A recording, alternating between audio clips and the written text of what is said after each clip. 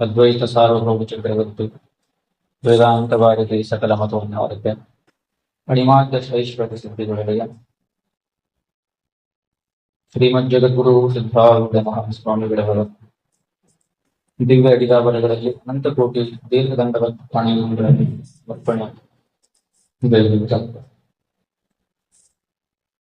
ತತ್ಸ್ವರೂಪರು ಪರಮುಟ್ಟರು ಪ್ರಾತಸ್ಮರಣೆಗಳು ವೇದಾಂತವಾದೀಶರು ಗೀತೋತ್ತಮ ವೇದಾಂತಾಚಾರ್ಯರು ಅನಂತ ಶ್ರೀ ವಿಭೂಷಿತ ಅಕಾರಣ ಕರುಣಾಂಶಾದಿಗಳಾದ ಸದ್ಗುರು ತಂದೆಯವರ ದಿವ್ಯ ವಿಧಾವರಗಳಲ್ಲಿ ಅನಂತ ಕೋಟಿ ದೀರ್ಘದಂಡ ಪ್ರಾಣಿಗಳನ್ನು ಸಮರ್ಪಣೆಗಳಿಗೂ ಅನಂತನಾಮವಾಗಿ ಅನೇಕ ವಸ್ತುಗಳಿಂದ ಕೂಡಿದೆ. ಯಾವುದರಲ್ಲಿ ಪ್ರತಿಜ್ಞತೆ ಕ್ರಿಯಾಪಡೆಗಳಿವೆ ಹಾಗೂ ಮನಸಾಸಿ ಅಚಿಂತ್ಯ ರಚನಾರೂಪವಾಗಿ ಈ ಜಗತ್ತಿನ ಉತ್ಪತ್ತಿ ಸ್ಥಿತಿ ವೈಯಕ್ತಿಯ ಮೂಲ ಕಾರಣಭೂತನಾದ ಪರಶಿವ ಶಬ್ದ ಮತ್ತು ಪರಮಾತ್ಮನ ಅಚಿಂತ್ಯ ಶಕ್ತಿಯಾದ ಭಗವತಿ ಪರಮವಾದ ಶಕ್ತಿ ಮಹಾನಿಗೆ ಜಗದ್ವನಿಗೆ ರಾಜರಾಜೇಶ್ವರಿ ಉದಾಹರಣೆಗಳಿಗೆ ಅನಂತ ಅನಂತ ಪ್ರಣಾಮಗಳನ್ನು ಅರ್ಪಣೆಗಳಿವೆ.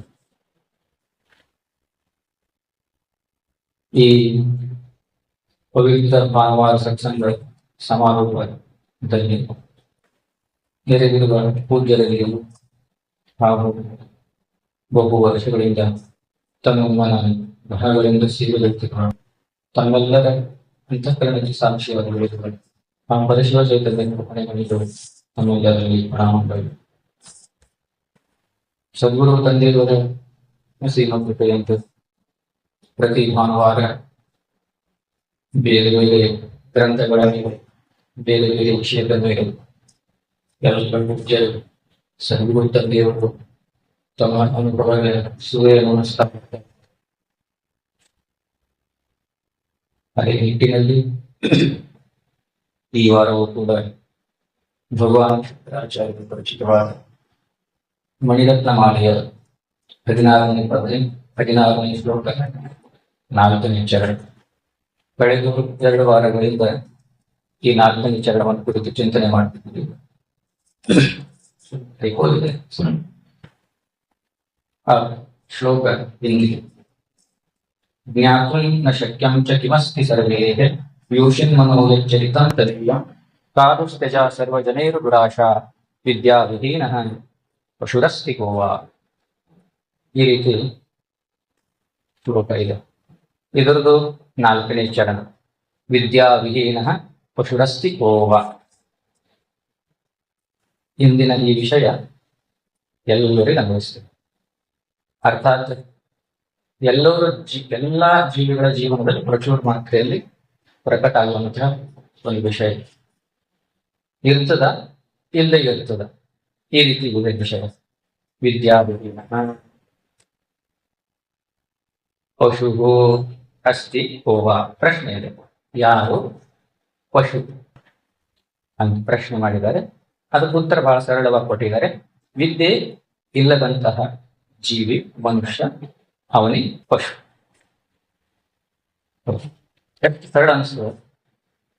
ಯಾರ ದನ, ಯಾರ ಕುರಿ, ಯಾರ ಕೋಣ, ಯಾರ ಕತ್ತೆ ಅಂದ್ರೆ ಯಾರಲ್ಲಿ ವಿದ್ಯೆ ಇಲ್ಲ ಅವನು ದನ, ಕೋಣ, ಕತ್ತೆ, ಕುರಿ ಅಂತ ಅರ್ಥ.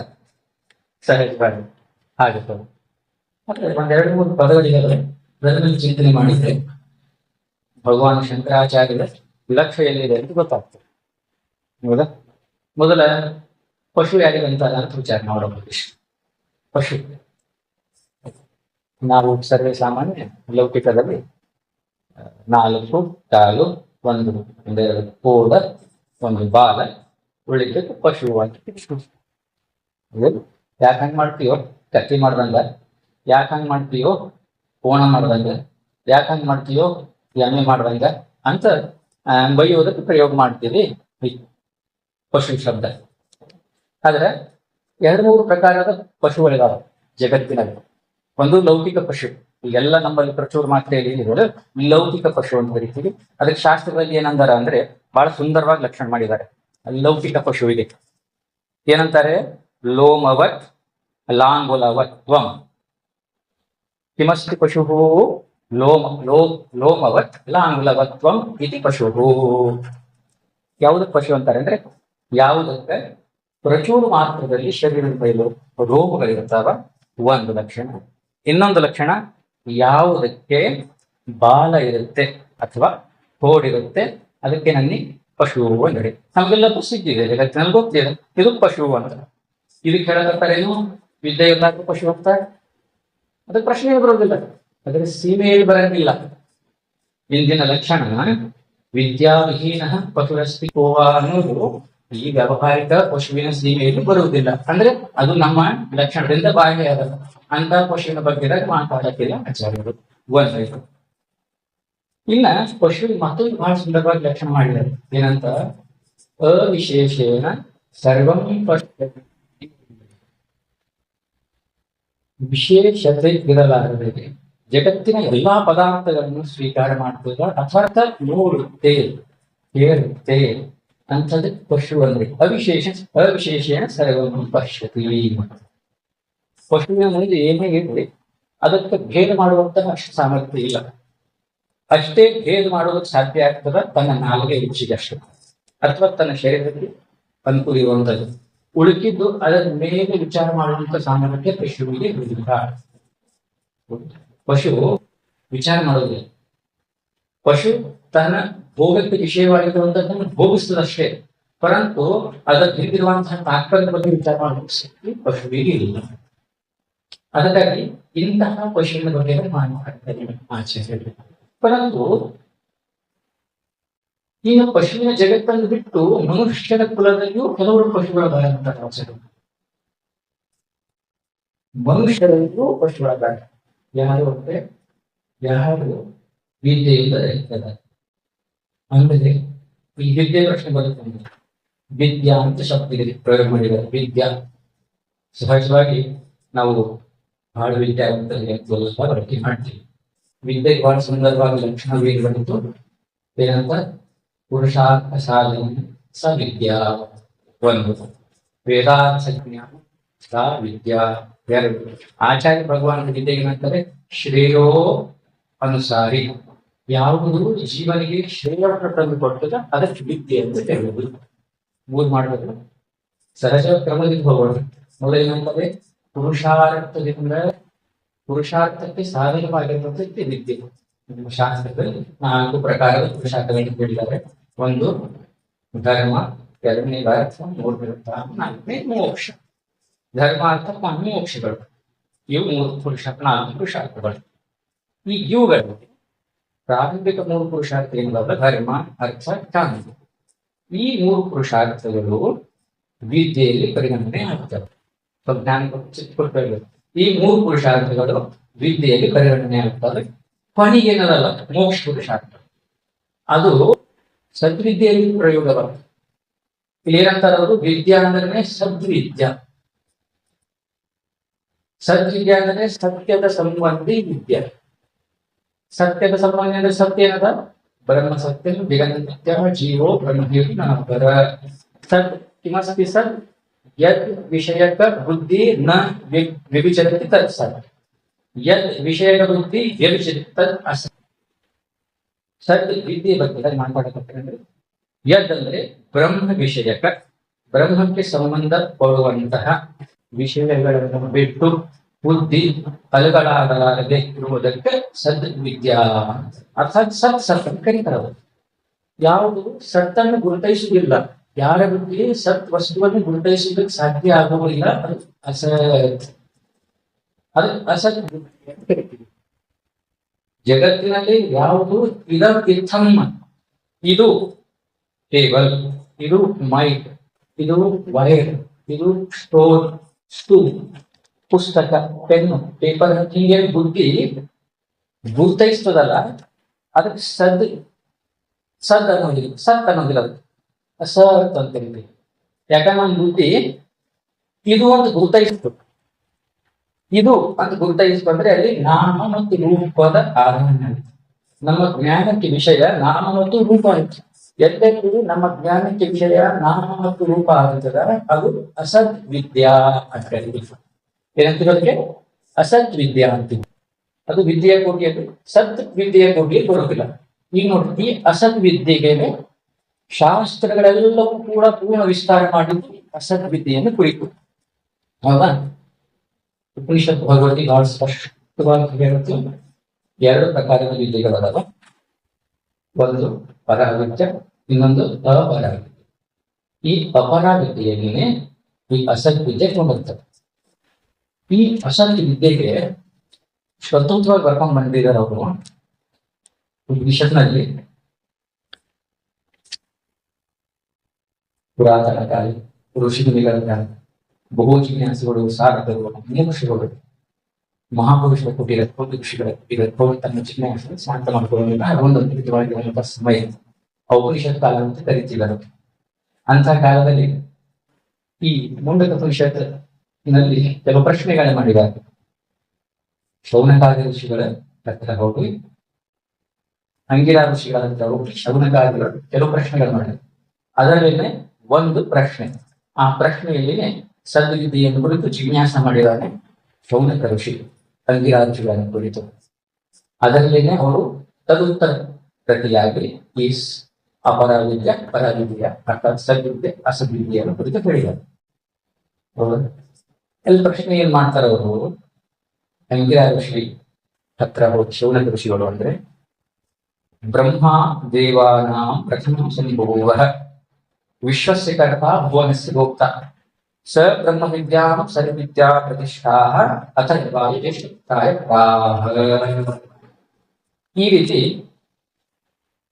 ಕಸ್ಮಿನ್ ಭೂಭೋ ವಿಜ್ಞಾತೆ ಸರ್ವವಿಧಂ ವಿಜ್ಞಾತಂ ಭವತಿ ಅಂತ ಈ ಶೌನಕ ಋಷಿ ಅಂಗಿರಾ ಋಷಿ ಪ್ರಶ್ನೆ ಮಾಡಿದಾಗ, ಆಗ ಆ ಅಂಗಿರಾ ಋಷಿ ಶೌನಕನಿಗೆ ಉತ್ತರ ಕೊಡ್ತಾರೆ. ಈ ಜಗತ್ತಿನಲ್ಲಿ ಪ್ರಥಮ ಬ್ರಹ್ಮದೇವ ಆವಿರ್ಭಾವವಾದ ಬ್ರಹ್ಮದೇವ ಮೊದಲು ಬ್ರಹ್ಮ ವಿದ್ಯೆಯನ್ನು ತನ್ನ ಪ್ರಥಮ ಪುತ್ರನಾದ ಅಥರ್ವ ಋಷಿಗೆ ಅಥವಾ ಅಥರ್ವ ಜ್ಯೇಷ್ಠ ಪುತ್ರನಾದ ಅಥರ್ವನಿಗೆ ಈ ವಿದ್ಯೆಯನ್ನು ಧಾರೆ ಎರೆದಿದ್ದಾನೆ ಅಂತ ಹೇಳ್ಬೋದು. ಯಾವ ಪ್ರಕಾರದಲ್ಲಿದೆ? ಎರಡು ಪ್ರಕಾರದ ವಿದ್ಯೆ, ಒಂದು ಪರಾವಿದ್ಯೆ, ಇನ್ನೊಂದು ಅಪರಾವಿದ್ಯೆ. ಏನ್ ಪ್ರಶ್ನೆ ಇತ್ತು? ತಸ್ಮಿನ್ ಭಗವೋ ವಿಜ್ಞಾತೆ ಸರ್ವವಿಧಂ ವಿಜ್ಞಾತವತಿ. ಹೇ ಭಗವಂತನೇ, ಹೇ ಗುರುದೇವನೇ, ಯಾವುದನ್ನು ತಿಳಿದುಕೊಳ್ಳುವುದರಿಂದ, ಯಾವುದನ್ನು ಅನುಭವ ಮಾಡುವುದರಿಂದ ಎಲ್ಲವನ್ನೂ ತಿಳಿದಂಗಾಗುತ್ತಿದ, ಎಲ್ಲವನ್ನೂ ಅರ್ಥಂಗಾಗ್ತದ, ಎಲ್ಲ ವಿದ್ಯೆಯ ಮೂಲ ವಿದ್ಯೆಯಾಗಿದೆಯೋ ಅಂತಹ ವಿದ್ಯೆಯನ್ನು ನನಗೆ ತಿಳಿಸಿ ಅಂತ ಪ್ರಶ್ನೆ ಮಾಡ್ತಾನೆ. ಆ ಪ್ರಶ್ನೆಗೆ ಉತ್ತರವಾಗಿನೇ ದ್ವೇ ವಿದ್ಯೆ ವೇದಿತವೇ ಪರಾಚ ಪರಾಚೈವ ಅಂತ ಋಷಿಗಳು ಪ್ರಶ್ನೆಗೆ ಉತ್ತರ ಕೊಡ್ತಾರೆ. ಎರಡು ಪ್ರಕಾರದ ವಿದ್ಯೆಗಳಲ್ಲೊಬ್ಬ, ಒಂದು ಪರಾರ ವಿದ್ಯೆ ಅದ, ಇನ್ನೊಂದು ಅಪರಾರ ವಿದ್ಯೆ. ಈಗ ನೋಡಿ, ಪರಾವಿದ್ಯೆ ಅಪರಾವಿದ್ಯೆ. ಪರಾವಿದ್ಯೆ ಅಂದ್ರೆ ಸದ್ವಿದ್ಯೆ, ಅಪರಾವಿದ್ಯೆ ಅಂದ್ರೆ ಅಸದ್ವಿದ್ಯೆ. ಈಗ ನಮ್ಮ ವಿಷಯಕ್ಕೆ ಬರೋಣ. ಅಪರಾವಿದ್ಯೆ ಅಂದ್ರೆ ಏನು? ಧರ್ಮ, ಅರ್ಥ, ಕಾಮ ಇವುಗಳನ್ನು ಕೊಡುವುದು, ಕ್ರಮವಾಗಿ ದೊರಕಿಸಿ ಕೊಡುವಂತದ್ದಕ್ಕೆ ಅಪರಾವಿದ್ಯೆ ಅಂತ ಕರಿತೀವಿ. ಅದರಲ್ಲಿ ಏನಂತಾರೆ? ತತ್ರ ಅಪರ ಋಗ್ವೇದೋ ಯಜುರ್ವೇದೋ ಸಾಮವೇದೋ ಅಥರ್ವಣಃ ಶಿಕ್ಷಾಕಲ್ಪ ವ್ಯಾಕರಣ ನಿರುಕ್ತೋ ಛಂದೋ ಜ್ಯೋತಿಷಾಮಿತಿ ಅಂತ ಈ ಪ್ರಕಾರವಾಗಿ ಅಪರ ವಿದ್ಯೆಯನ್ನು ವ್ಯಾಖ್ಯಾನ ಮಾಡಿದ್ದಾರೆ. ಋಗ್ವೇದ, ಯಜುರ್ವೇದ, ಸಾಮವೇದ, ಅಥರ್ವವೇದ, ಈ ನಾಲ್ಕು ವೇದಗಳು, 6 ವೇದಾಂಗಗಳು. ಈ ಎಲ್ಲ ಕೂಡಿ ಏನು ಅರಟಿಗೆ ಆಗ್ತದಲ್ಲ ಯಾವ ಜ್ಞಾನ, ಆ ವೇದಜ್ಞ ಪುರುಷನು ಕೂಡ ಅಪರ ವಿದ್ಯೆಯನ್ನೇ ಕೂಡ್ಕೊಂಡಿದ್ದಾನಂತ. ಅವನು ಧರ್ಮ ಅರ್ಥ ಕಾಮನೇ ಕೂಡ್ಕೊಂಡಿದ್ದಾನಂತ. ಅವನಿನ್ನೂ ಕೂಡ ಸದ್ವಿದ್ಯೆ ಜ್ಞಾನ ಇಲ್ಲ. ಬಹಳ ಸುಂದರವಾಗಿ ಛಾಂದೋಪನಿಷತ್ತಲ್ಲಿ ನಾರದರ 64 ಗೀತೆಯಲ್ಲಿ ಸಂಪೂರ್ಣವಾಗಿರುವಂತಹ ಬ್ರಹ್ಮ ಮಾನಸ ಪುತ್ರ ನಾರದರು, ಅವರು ಕೂಡ ಈ ಅಪರವಿದ್ಯೆಯಿಂದಲೇ ಕೂಡ್ಕೊಂಡಿದ್ರು. ಪರಂತು ಎಲ್ಲಿಗೆ ಗುರುವಿನ ಶರಣಾಗತಿಯಾಗಿಲ್ಲ, ಸನಾತನ ಋಷಿಗಳಿಗೆ ಶರಣಾಗತಿಯಾಗಿ ತಮ್ಮ ಶೋಕಕ್ಕೆ ಕಾರಣೀಭೂತವಾಗಿರುವಂತಹ ಅವಿದ್ಯೆ ನಿವೃತ್ತಿ ಆಗಿಲ್ಲ. ಅಲ್ಲಿವರೆಗೆ ಅಪರಾಧ್ಯ ಯಾವ ವ್ಯಕ್ತಿಯು ಬೆನ್ನ ಬೀಳಂಗಿಲ್ಲ. ಒಂದು. ಈಗ ಈಗ ನೋಡಿ, ಈ ಅಪರಾಧ ಇದ್ದವರಿಗೂ ಕೂಡ ಉಪನಿಷತ್ ಭಗವದ್ಗೀತೆ ಪಶು ಅಂತ ಕರೀತಿಲ್ಲ. ಇಲ್ಲ ಸಮಸ್ಯೆ. ಈ ಇಷ್ಟೊಂದು ವಿದ್ಯೆ ಇದ್ರೂ ಕೂಡ ಈ ವ್ಯಕ್ತಿ ಒಂದು ದೃಷ್ಟಿಕೋನದಲ್ಲಿ ಮಹಾಪುರುಷರ ಬ್ರಹ್ಮಜ್ಞಾನಿಯ ಬ್ರಹ್ಮ ಋಷಿಗಳ ಉಪನಿಷತ್ ಭಗವತಿಯ ದೃಷ್ಟಿಕೋನದಿಂದ ಈ ವ್ಯಕ್ತಿಯು ಕೂಡ, ಈ ಅಪರ ವಿದ್ಯೆಯಿಂದ ಸಂಪನ್ನವಾದ ವ್ಯಕ್ತಿಯೂ ಕೂಡ ಪಶು ಅಂತ. ನಾವು ಒಂದ್ಸಾರಿ ಚಳಕದಿಂದ ಗಾಯಕಿ ಹೋಗ್ತಿದ್ವಿ, ಅಪ್ಪಂಗಳ ಜೊತೆ ಇದ್ವಿ. ಅಪ್ಪಂಗಳ ಈ ಅಣಗರು ಬರುತ್ತಲ್ಲ, ಅಲ್ಲಿ ಬೌದ್ಧರ ಒಂದು ವಿಚಾರ ಸಂಗಮ ಇದೆ. ಅಲ್ಲಿ ಬೋರ್ಡ್ ಬರೆದಿದ್ದಾರೆ ಅವರು. ಅಪ್ಪ ನೋಡ್ಬಿಟ್ಟು ಕರೆದು ಪ್ರಭು ಏನು ಅದೇನ ಬೋರ್ಡ್ ಬರ್ತೇನೋ ನೋಡಿದ್ರಿ. ಅಲ್ಲಿ ದೇವಪ್ರಿಯ ನೋಡಿ, ಮಹಾಪುರುಷರ ದೃಷ್ಟಿಕೋನ ಎಷ್ಟು ಸೂಕ್ಷ್ಮವಾಗಿರ್ತದೆ. ದೇವಪ್ರಿಯ, ದೇವ ಅಂದ್ರೆ ದೇವಪ್ರಿಯ, ದೇವಪ್ರಿಯ. ಯಾವ ವ್ಯಕ್ತಿಗೆ ದೇವತೆಗಳಿಗೆ ಪ್ರಿಯ ಆಗುತ್ತೋ ಅವನಿಗೆ ದೇವಪ್ರಿಯ ಅಂತ ಕರೀತಾರೆ ಅಂತ ಸಮುದಾಯ ಇದೆ.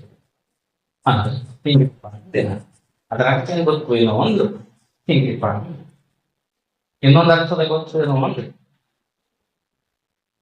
ಹಂಗಂದ್ರೆ ಮೂರು ಅಂತ ನೋಡ್ರಿ, ಹೆಂಗಿರುತ್ತೆ ದೃಷ್ಟಿಕೋನ ಹೆಂಗಿದೆ ನೋಡ್ರಿ. ಹಂಗ ಉಪನಿಷತ್ ಭಗವದ್ಗೀತೆ ಅಂತದ ಇಷ್ಟು ವಿದ್ಯೆಯನ್ನು ಸಂಪನ್ನ ಆಗಿರುವಂತ ವ್ಯಕ್ತಿ ಏನಂತ ಪಶು ಅಂತ. ಏನ್ ಹೇಳ್ತೀರಿ, ಬಾಯಿ ಬಂದಂಗ ಹೇಳ್ತೀರೇನು? ಋಗ್ವೇದ, ಯಜುರ್ವೇದ, ಸಾಮವೇದ, ಅಥರ್ವಣ ವೇದ, ಶಿಕ್ಷಾ ವೇದ, ವ್ಯಾಕರಣ, ಇತ್ಯಾದಿಗಳೇ ಸಂಪನ್ನ ಅದ. ಅಂದ್ರೆ ಏನಾಯ್ತು, ಜಗತ್ತಿನಲ್ಲಿರುವಂತ ವ್ಯಕ್ತಿಗಳೆಲ್ಲವೂ ಕೂಡ ಲೌಕಿಕ ತಿಳ್ಕೊಂಡಿಗೆಲ್ಲ ಮೂರ್ ಬಂದಂಗಾಯ್ತು, ಪಶುಗಳಂದಂಗಾಯ್ತು. ಹೌದಿಲ್ಲ? ಎಲ್ಲವೂ ನಮ್ದೇನೆ ಬಳಕೆ ಮಾಡ್ಕೊತೀರಿ, ನಮ್ ಸೌಕರ್ಯನೇ ತಗೋತೀರ ಜಗತ್ತಿನಲ್ಲಿ. ಅಂತ ನಮ್ಗೆ ಹೇಗಿಂದ ಪಶು ಅಂತೀರ, ಮೂರ್ಖ ಅಂತೀರ, ಹೆಂಗ್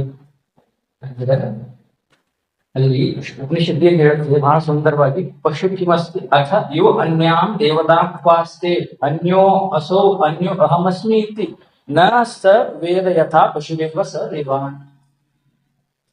ನೋಡ್ರಿ, ಯಾವ ವ್ಯಕ್ತಿ ತನ್ನ ಅಂದ್ರೆ ಸದ್ವಿದ್ಯೆಯನ್ನು, ತನ್ನ ಸ್ವರೂಪವನ್ನು, ತನ್ನ ಸಚ್ಚಿದಾನಂದ ಘನವಾಗಿರುವಂತಹ ಮೂಲ ಸ್ವರೂಪವನ್ನು ಮರೆತು ಅಜ್ಞಾನದಿಂದ ನಾಮರೂಪಾತ್ಮಕವಾದ ಜಗತ್ತಿನಲ್ಲಿ ತೊಡಗಿ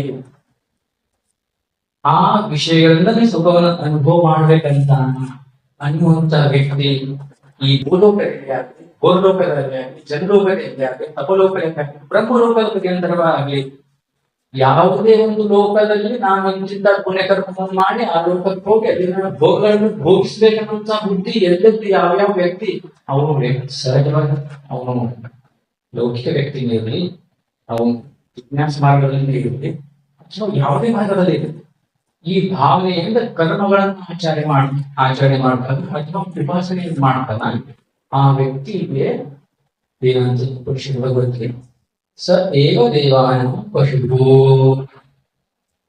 ಪಶು ಅದಲ್ಲ, ಈಗ ಪಶು ನೋಡ್ರಿ, ಯಾರು ವಿದ್ಯಾವಿನಃ ಪಶುರಸ್ತಿ ಪೋವ. ಪಶು ಬಂದ್ರೆ ಯಾರು? ಒಂದು ಲೌಕಿಕ ಪಶು ಆಯ್ತು, ಬಾಲ ಕೂಟ ಹೊಡಿದ್ದು ಪಶು ಆಯ್ತು. ಇಲ್ಲಿ ನಮ್ಮಲ್ಲಿ ಪಶುಗಳು ಎಷ್ಟು ತಯಾರಾಗ್ತವೆ ನೋಡಿ. ಉಪನಿಷತ್ ಎಲ್ಲರಿಗೆ ಏನ್ ಮಾಡ್ತದೆ, ಒಂದ್ ವೇಳೆ ನೀನು ನಿನ್ನ ಸ್ವರೂಪವನ್ನು ಮರೆತು ನಿಸ್ವಾರ್ಥದಿಂದ ಅಕಾಮದಿಂದ ಕರ್ಮಗಳನ್ನು ಆಚರಣೆ ಮಾಡಲಿಲ್ಲ ಅಂದ್ರೆ, ಕೇವಲ ಸ್ವಾರ್ಥಪ್ರದವಾಗಿ ಸಂಕಲ್ಪಗಳನ್ನು ಮಾಡಿ ಜಗತ್ತಿನಲ್ಲಿ ವೈದಿಕ ಕರ್ಮಗಳನ್ನು ಆಚರಣೆ ಮಾಡಿದ್ರೆ ನೀನೇನಿದ್ಯಾ ಯಾವ ಲೋಕಕ್ಕೆ ಹೋಗುವುದು. ಪುನರಪಿ ಜನನಂ ಪುನರಪಿ ಮರಣಂ ಪುನರಪಿ ಜನನಿ ಜಗದೇ ಶ್ರೀರಾಮ್ ಯ ಸಂಸಾರೇ ಕೃಪಸ್ತಾರೇ ಕೃಪಯಾ ಪಾರೇ ಹೊರಳಿ ಹೊರಳಿ ಹೊರಳಿ ಆದ್ರೆ ಈ ಲೋಕಿಗೆ ಬರ್ಬೇಕಾಗ್ತದೆ. ಅವೆಲ್ಲ ಶುಭ ಕರ್ಮಗಳದ, ಬ್ಯಾಡಂಗಿಲ್ಲ ಶಾಸ್ತ್ರ. ಪರಂತು ನಿಸ್ವಾರ್ಥವಾಗಿ ಚಿತ್ತ ಶುದ್ಧಾರ್ಥವಾಗಿ ಆ ಕರ್ಮಗಳನ್ನು ಆಚರಣೆ ಮಾಡಿದ್ರೆ ಓಕೆ. ಪರಂತು ಕೇವಲ ಸ್ವಾರ್ಥ ಸಿದ್ಧಿಗಾಗಿನೇ ಆ ಕರ್ಮಗಳನ್ನು ಆಚರಣೆ ಮಾಡಿದರೆ ಅವನಿಗೂ ಕೂಡ ಪಶುಗಳು ಇರ್ತವೆ. ಇನ್ನೊಂದು ರೀತಿ ಇದಕ್ಕೇನೆ ಬಹಳ ಸುಂದರವಾಗಿ ಹೇಳಿದ್ದಾರೆ, ಒಂದು ವೇಳೆ ಎದುರಿರುವಂತಹ ವ್ಯಕ್ತಿಯಲ್ಲಿ, ಎದುರಿರುವಂತಹ ಪಶು ಪಕ್ಷಿಗಳಲ್ಲಿ, ದೇವಾನುದೇವತೆಗಳಲ್ಲಿ, ಆಯಾಯ ಲೋಕದಲ್ಲಿ ನೀನು ನಿನ್ನ ಸ್ವರೂಪವನ್ನೇ ಕಾಣಲಿಲ್ಲ ಅಂತಂದ್ರೆ ಅದನ್ನು ಜ್ಞಾನ ಅಲ್ಲ ಅಂತಂದಿದ್ದಾರೆ. ಯಾಕಂದ್ರೆ ಸದ್ವಿದ್ಯೆ ಬಗ್ಗೆ ಗೀತೆಯಲ್ಲಿ ಭಗವಂತ ಬಹಳ ಸ್ಪಷ್ಟವಾಗಿ ಹೇಳಿದ, ಸದ್ವಿದ್ಯೆಯನ್ನು ಕುರಿತು ಯಾವುದು ಸದ್ವಿದ್ಯೆ ಅದ? ಕೇವಲ ಕೇವಲ ಭಯೋರುಷ್ಟವಂತಸ್ತುನೈವೋಸ್ತತ್ವದರ್ಶಿ. ಯಾರು ತತ್ವದರ್ಶಿ, ಯಾರು ಸದ್ವಿದ್ಯೆಯನ್ನು ಕೂಡ್ಕೊಂಡಿದ್ದಾನೆ, ಎಲ್ಲಿ ಸತ್ಯ ವಸ್ತುವನ್ನು ಬಿಟ್ಟು ಅದರಲ್ಲಿ ಅಸತ್ಯವನ್ನು ನೋಡುತ್ತಾನೆ, ಅಸತ್ಯ ವಸ್ತುವಿನಲ್ಲಿ ಸತ್ಯವನ್ನು ನೋಡುತ್ತಾನೆ, ಅಂತ ವ್ಯಕ್ತಿ ಸದ್ವಿದ್ಯೆಯನ್ನು ಪ್ರಾಪ್ತಿ ಮಾಡಿಕೊಳ್ಳಲು ಸಾಧ್ಯ ಆಗುವುದಿಲ್ಲ. ಆ ಕಾರಣಕ್ಕಾಗಿ ಗುರುಗಳು 7 ವರ್ಷವನ್ನು ಕೊಟ್ಟಿದ್ದಾರೆ. ಮತ್ತೆ ಮುಂದಿನ ಸತ್ರದಲ್ಲಿ ಈ ವಿಷಯವನ್ನೇ ಮುಂದುವರಿಸೋಣ. ಸದ್ಗುರುದಲ್ಲಿ ಕೂಡ ಆಜ್ಞೆಯಾಗಿದೆ. 7:30 ಮತ್ತೊಂದು ಕಾರ್ಯಕ್ರಮ ಹೋಗುವಂತ ಅನಿವಾರ್ಯತೆ ಇರುವ ಕಾರಣಕ್ಕಾಗಿ ಈ 2 ತೋರುಗಳನ್ನು ಸದ್ಗುರು ತಂದೆಯಲ್ಲಿ ಅವರಲ್ಲಿ ಸಮರ್ಪಣೆ ಮಾಡಿ ನನ್ನ ವಾಣಿಗೆ ವಿರಾಮ ಕೊಟ್ಟು ಸದ್ಗುರುನಾಥ ಮಹಾರಾಜ